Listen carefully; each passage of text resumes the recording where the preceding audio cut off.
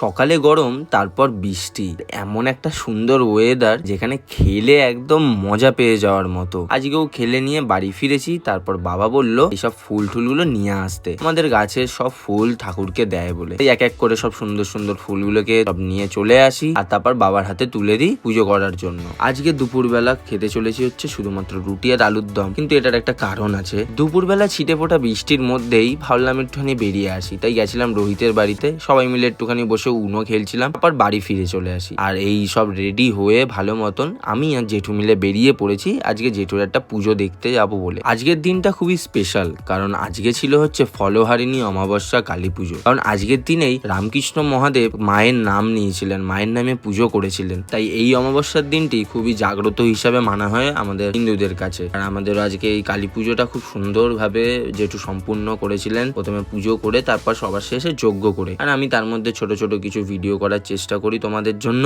আর এগুলো কমপ্লিট করে তারপরে আমরা আবার বাড়ির জন্য ফল প্রসাদ নিয়ে রওনা হয়ে পড়ি। পুজো করতে ঢুকেছিলাম সেই বিকেল বেলা, আর বেরোচ্ছি কিনা একদম রাতের বেলা। এটাই হচ্ছে কালী পুজো। যাই হোক, বাড়িতে চলে আসি। বাড়িতে এসে তারপরে এই প্রসাদ, পোলাও, আলুর দম, চাটনি, পায়েস এগুলো দিয়ে রাতের খাওয়া দাওয়াটা সেরে ফেলি, কারণ প্রচুর খিদে পেয়েছিল।